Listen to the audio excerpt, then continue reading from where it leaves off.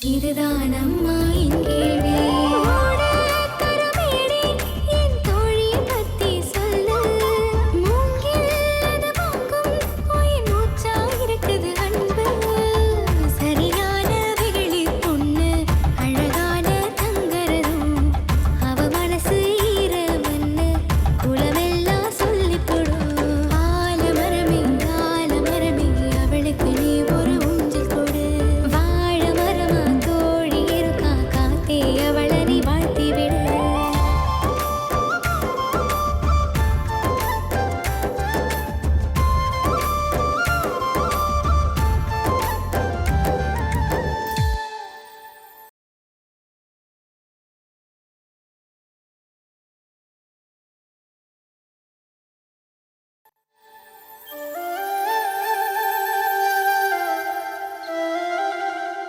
என்ற அப்பா என்ன கொலையா பண்ணிட்டாரு. அவரை ஸ்டேஷன் கூட்டிட்டு போற அளவுக்கு ஒரு தப்பு பண்ணல. அத நீ சொல்லாத, எனக்கு தெரியும். போலீஸ் விசாரிக்கிற ஸ்டைல்ல விசாரிச்சா உண்மையெல்லாம் தானா வெளியில வரும். வார்த்தை அளந்து பேசு. நீ போலீஸ்காரனா, நான் மிலிட்டரிக்காரன். உனக்கு உதைக்க தெரியும்னா எனக்கு சுட தெரியும். நீ ட்ரைனிங் எடுத்த மாதிரி தான் நானும் ட்ரைனிங் எடுத்திருக்கேன். ஒழுங்கு மரியாதையா வந்து என்ற அப்பாட்ட மன்னிப்பு கேளு. மிரட்னா மிரட்டுறவன் இந்த திண்டல் முருகன் இல்ல. வந்த மாதிரியே போயிட்டே இரு. ஒன்ற அப்பா மட்டும் இல்லடா, போலீஸ்காரன் வீட்டுக்குள்ள அத்துமீறி வந்து தகராறு பண்றேன்னு ஒன்ற மேலையும் கேஸ் ஃபைல் பண்ணி உன்னையும் புடிச்சு உள்ள தள்ள முடியும். பாக்குறியா? பாக்குறடா. உன்னை கொல்லாம விட மாட்டேன். என்ற அப்பா மேலே கை வச்ச உன்னைய விட மாட்டேன்டா. வாடா வாடா.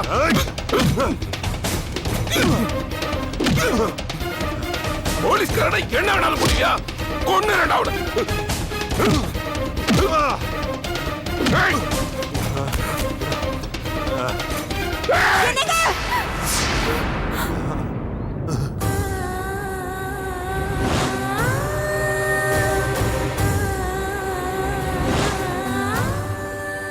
ஏனுங்க?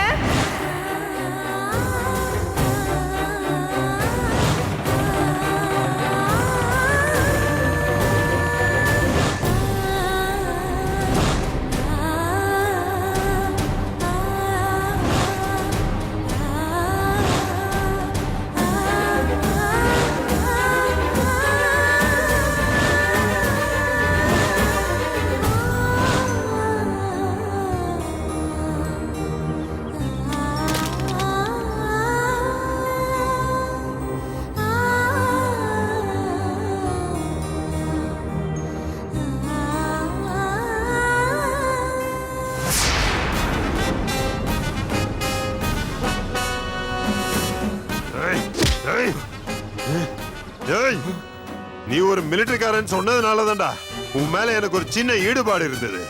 ஏன்னா நான் சட்டத்தை காப்பாத்துற மாதிரி நீ இந்த தேசத்தை காப்பாத்துறவன்னு நினைச்சுதான்டா உன்கிட்ட நான் பேசிட்டு இருந்தேன்.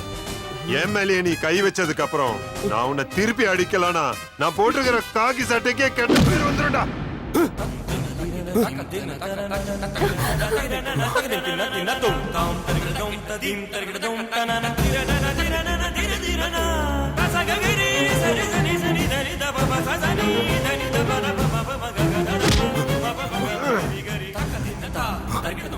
என்ன சொன்ன?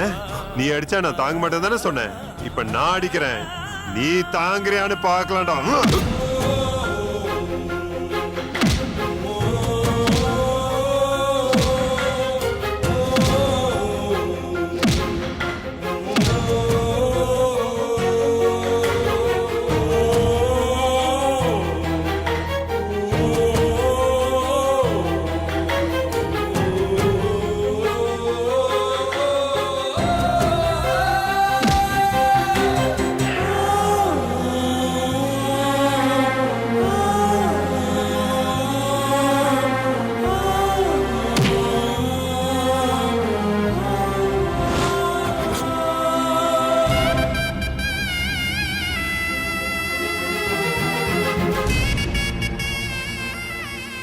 என்ற மேலையடா கை வைக்கிற?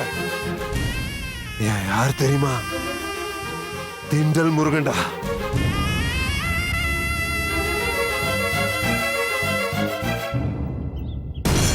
ஐயோ ஐயா என்னங்கய்யா இது? இன்ஸ்பெக்டர் சார், உங்க அராஜகத்துக்கு ஒரு அளவே இல்லையா? இதுக்கு தான் எங்களுக்கு போலீஸ்காரர்களை வேண்டான்னு இருந்தோம். இவர் யார் தெரியுமா? பெரிய மிலிட்டரிக்காரரு. மிலிட்டரிக்காரர் மேல கை வச்சா என்ன நடக்கு தெரியுமா?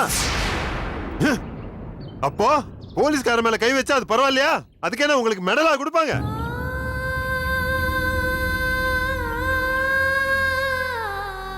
இந்த விஷயம் மட்டும் ஊருக்குள்ள தெரிஞ்சுனா ஊர்க்காரங்க உங்களை சும்மா விட மாட்டாங்க. இதுக்கெல்லாம் பயந்தவன் நான் இல்ல. காக்கி சட்டையை போடும் போதே நான் உசுரை பத்தி பயம் இல்லாம தான் நான் போட்டேன்.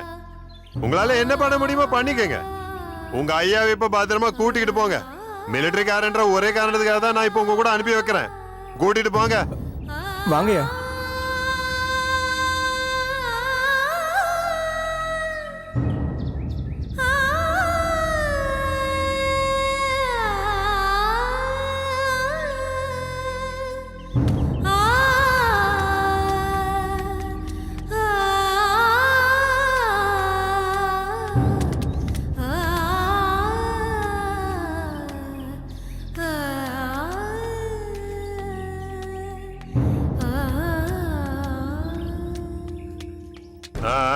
கூட்டிட்டு போ, கூட்டிட்டு போ.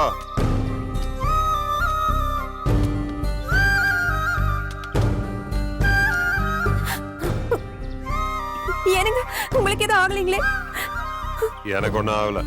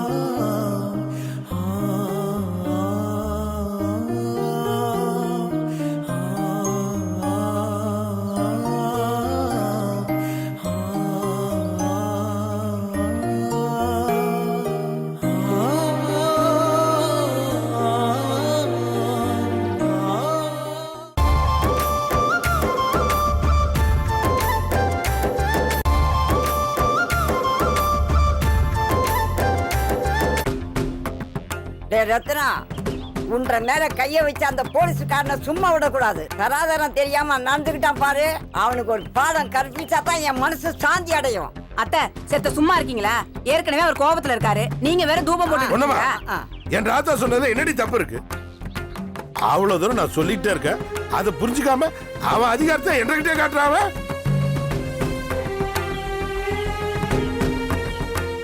ஊர் ஜனங்க முன்னால அவனை தலகுனிய வச்சுட்டான்ல. ஜனங்க என்ற மேல என்ன மரியாதை வச்சிருக்கான்னு பார்த்துட்டு தானே போயிருக்கான். இனி வருவானா அவன்? நீங்க போங்க, நான் பாத்துக்கிறேன். பரவாயில்லைங்க, நீங்க போங்க. அட நீங்க போங்க, நான் பாத்துக்கிறேன். போங்க. பாத்துங்க ஐயா. விடு விடு. ஐயா, என் தோலை சாச்சிக்கங்கய்யா. வாங்கய்யா.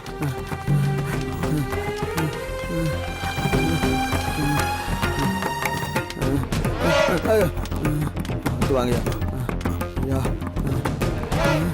இன்னொரு தடவை அவன் என்கிட்ட மோதனம் அவன.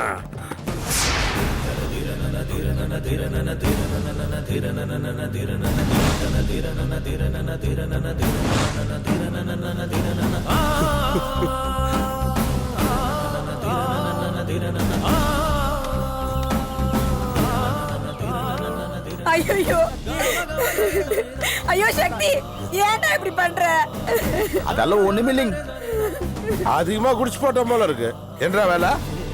ஆமாங்க, குடிச்சு போட்டு நிதானமா தானா வந்துட்டு இருந்தா இப்போ ஆளுங்க கொண்டு வந்து விடுற அளவுக்கு நிலைமை ஆயிடுச்சு. சக்தி, என்றா இதெல்லாம்? என்று மல்லியை நான் பார்த்துட்டேனுங்கப்பா. என்றா வளரலீங்க, உண்மைதானுங்க சொல்றேன். நான் மல்லிய பார்த்துட்டேனுங்கப்பா. என்ற மல்லிய பார்த்துட்டேனுங்கப்பா. அவன் செத்து போயிட்டான். அவன் என்னை விட்டு மறந்துட்டான்னு நான் இருந்தானுங்க.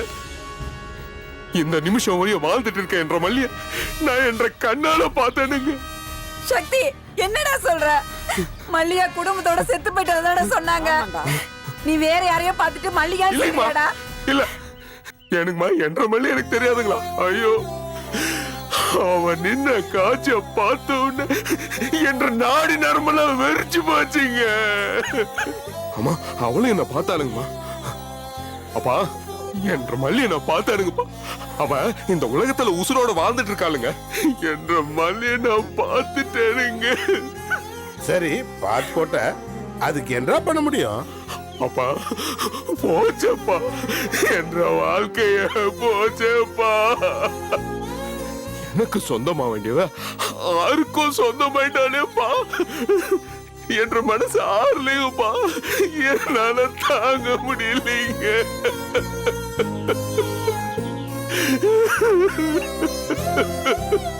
நான் செத்த பிறகு என்ற பணத்தோடு அவன் நடப்பையும் சேர்த்து அடக்கம் பண்ணாதான் அவளும் நான் மறந்ததாகும். என்ற மல்லி என்னால மறக்க முடியலைங்க. சக்தி அவ எங்க கண்ணுல பட்டிருந்தா அவ்வளவுதான்டா உனக்கு கல்யாணம் பண்ணி வச்சிருப்போம். இப்பதான் அவன் உயிரோட இருக்கிறதே எங்களுக்கு தெரியும். அதுக்கு நாங்க என்ன கண்ணு பண்ணுவோம்? இல்லைங்கம்மா, என்னமோ நடந்திருக்கு. எனக்கு தெரியாம ஏதோ ஒண்ணு நடந்திருக்குங்க.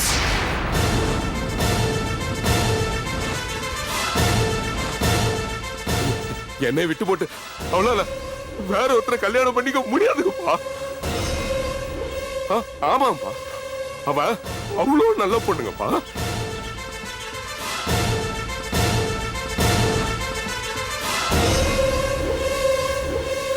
ஒரு வீணா போனவனை என்னை கல்யாணம் பண்ணி வச்சு என்ற வாழ்க்கையை நாசம் பண்ணிட்டீங்களேப்பா. ஏனுப்பா இப்படி செஞ்சீங்க? அதுக்கு நீங்க எனக்கு கல்யாணமே பண்ணாம இருந்தா கூட நான் நிம்மதியா இருந்திருப்பேனுங்களே. சக்தி, ஒரு மனுஷனுடைய வாழ்க்கையை தீர்மானிக்கிறது நம்ம கையில் இல்ல. அவன் யார் கூட வாழணுங்கிறத ஏற்கனவே ஆண்டவன் தீர்மானிச்சிருக்கான். மல்லிகா உனக்கு இல்ல, கற்பம் தான் உன் பொண்டாட்டிங்கிறத ஏற்கனவே முடிவான விஷயம். பிறக்கும் போது 6 தொன்னன்னு ஆண்டவன் எழுதி வச்சிடறான்டா. அந்த எழுத்தை 6ஆல மாத்த முடியும்? எந்த தாய் தகப்புனாது தன் பையனுக்கு நல்ல வாழ்க்கை அமையக்கூடாதுன்னு நினைப்பாங்களா?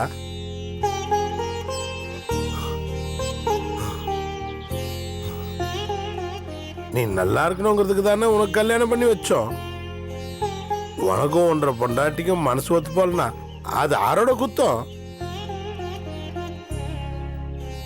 சரி வானது போட்டோம், அதே நினைச்சிட்டு இருக்காத, உள்ளார போ. அப்பா என்ற மல்லியை நான் பார்த்துட்டேனுங்க. அவ உசுரோட தாங்க இருக்கா. அவ இந்த ஊர்ல தானுங்க இருக்கா. கண்ணு இப்ப அதுக்கு என்ன பண்ண முடியும்? பொழுதனைக்கு குடிச்சுக்கிட்டே இருக்க. இப்ப இத வேற நினைச்சு அதிகமா குடிச்சு உன் உடம்ப கெடுத்துக்காத. நாசமா போட்டுங்க. என்ற உடம்பு தானுங்க போட்டுங்க. நாசமா போட்டுங்க.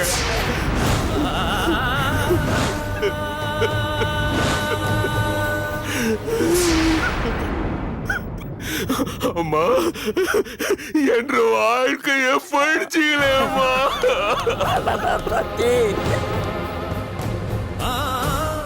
அம்மா நான் மோசம் போயிட்டேனுங்க. நான் ஏமாந்து போயிட்டேனுங்க.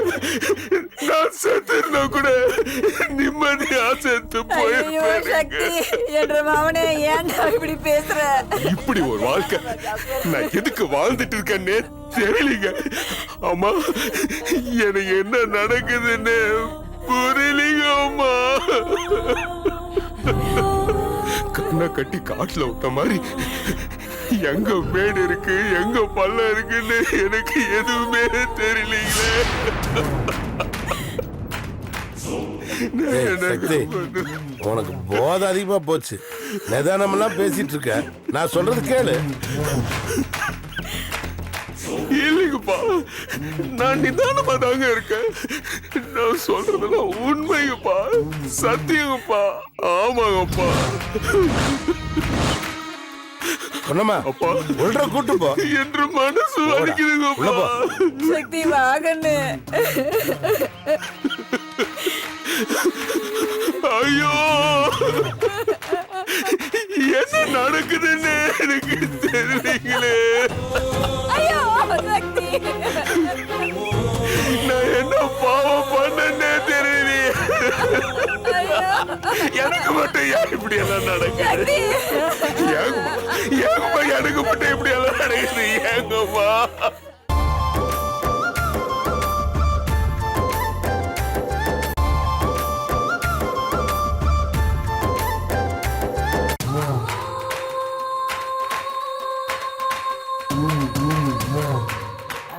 கற்பகா கற்பகா ஏன் கற்பகா கதவை திறடி கற்பகா ச்சே நம்ம இவ்வளவு அவசர அவசரமா கதவை தட்டிக்கிட்டு இருக்கிறோம் கதவை திறக்காம என்ன பண்ணிக்கிட்டு இருக்கிறோன்னு தெரியலையே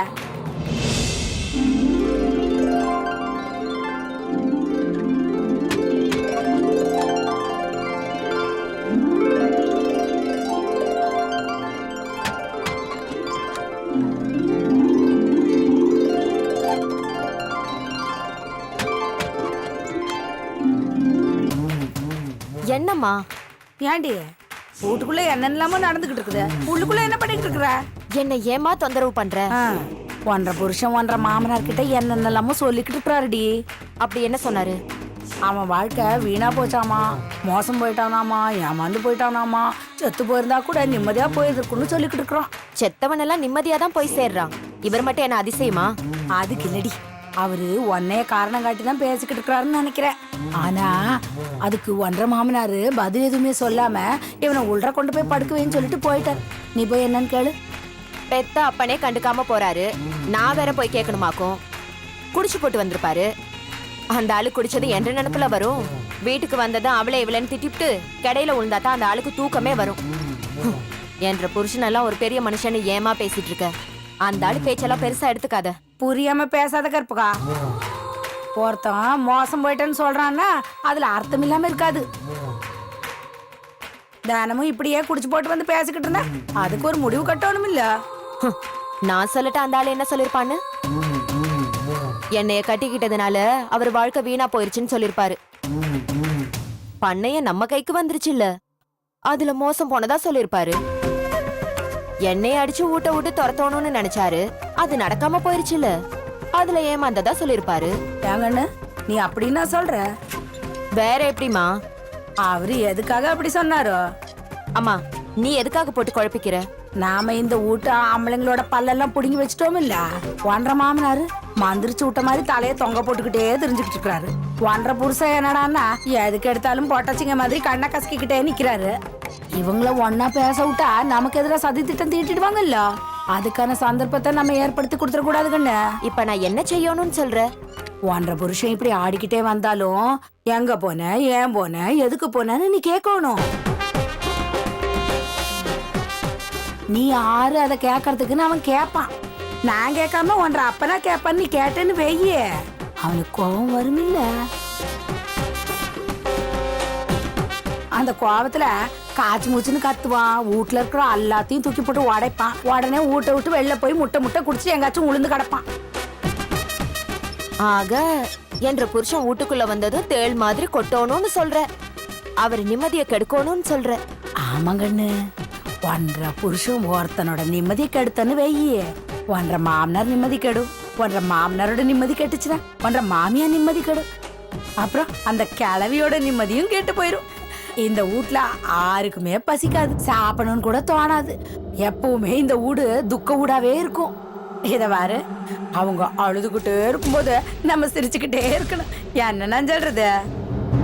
அப்போ ஒருத்தரோட அழிவுலதான் இன்னொருத்தரோட வாழ்வே இருக்குதுன்னு சொல்ற. எப்படிமா இப்படி யோசிக்கிற?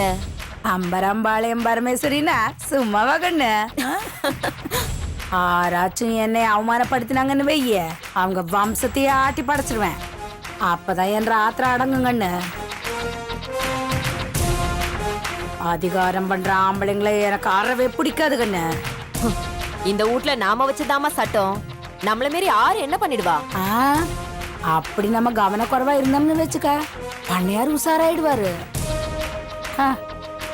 ஒன்றரை புருஷனுக்கு கோபம் இருக்கிற வரைக்கும் தாங்க நம்ம தப்பிச்சுக்கலாம். தப்பிச்சுக்கிட்டா மட்டும் போதாது, நம்ம கொஞ்சம் தம்படியும் சேர்த்துக்கணும். சேர்த்துட்டா போச்சு. இப்ப நான் என்ன செய்யணும் அத சொல்லு. ஒன்றரை புருஷன் வெளியே ஏதோ மானக்கிட்டு இருக்கிறான், போய் என்னன்னு கேளு. எனக்கு வேற வேலை இல்ல, எனக்கு பசிக்குது. நீ வா, சாப்பிட்டு போட்டு தோப்பு பக்கம் போயிட்டு வரலாம். வாமா.